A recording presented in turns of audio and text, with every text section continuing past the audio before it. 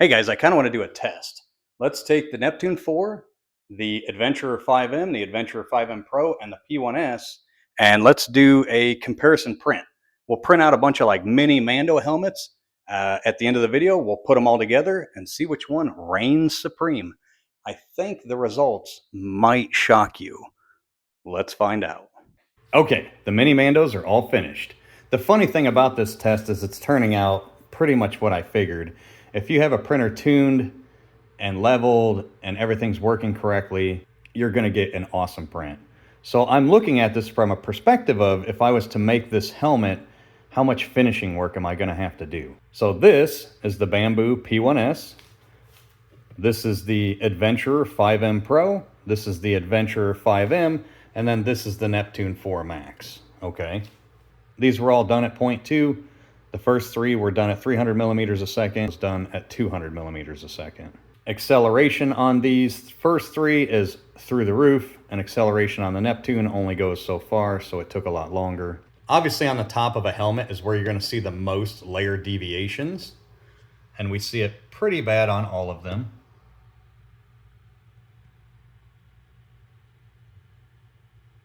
There's the Neptune. So let's really just take a look at these helmets. And if we see inconsistencies from one helmet to the next, that's probably the file, right? There's one inconsistency though that I saw that one of them does not have. So we have this layer line right here. This is on the Bambu P1S. We see it on the 5M Pro, and we see it on the 5M. It is not on the Elegoo. That's a giant bed slinger. Come on now. Shouldn't be better, but it might be. So now we're actually going to inspect the helmets and just look at overall layer lines. If you see coloration differences like this, that's actually not a layer line. That's just the filament heated up in a different way, and it made it appear as a different color. Now you can really see along the edges of this right here where it had to make shifts, and kind of, you see these lines right here. Those are actual divots that would cause you issues with finishing when you go to sand and paint this helmet. These, those are actual bumps. Yeah, those are slight bumps.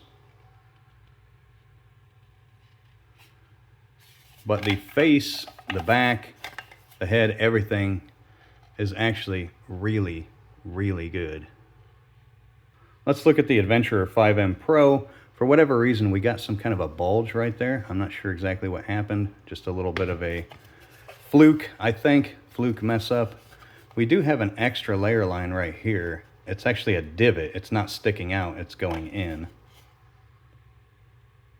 But it looks really, really good. Very smooth, very little finishing work would have to be done.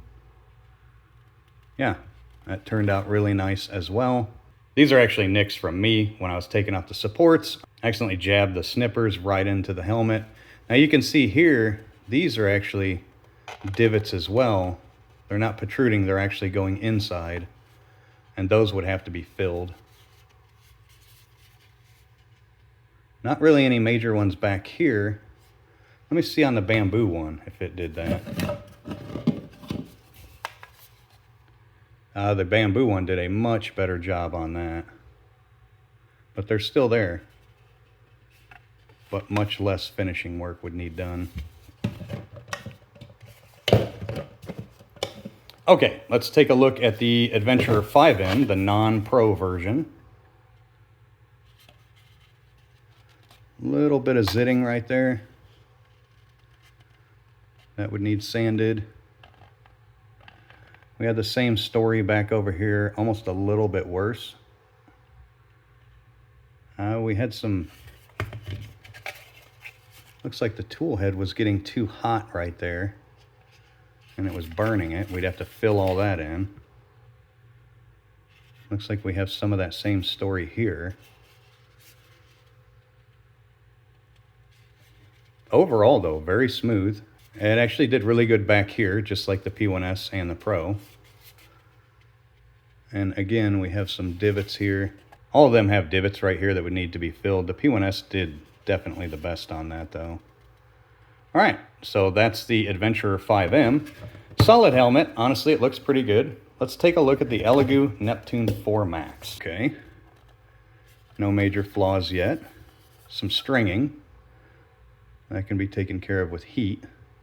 The top looks just as good as anybody else. The thing that I do notice about the top though is it's very consistent. You may be able to see all the layer lines a lot, but it's very consistent on how you see them, which is a very good sign. Let's look right here where all of them had failures right behind this ear guard. Really bad ones. I see a little bit. I mean, this looks freaking smooth, dude.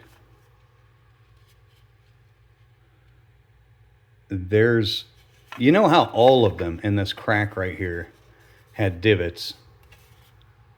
I don't see a single one.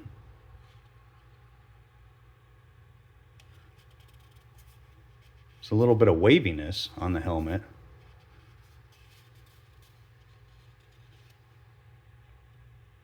Now you can't, I don't really feel it though. It still feels super smooth.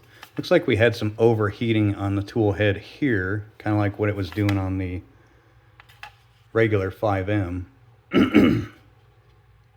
Again, behind the ear, this looks marvelous. Instead of doing it behind the ear though, it actually did it a little bit right here. But wow, that looks really good.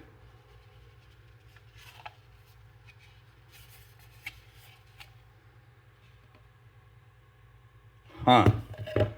Now that's kind of funny. That's interesting, funny, odd, not what I expected. If I was to just see these and you didn't tell me a damn thing about them, I would have chose this one.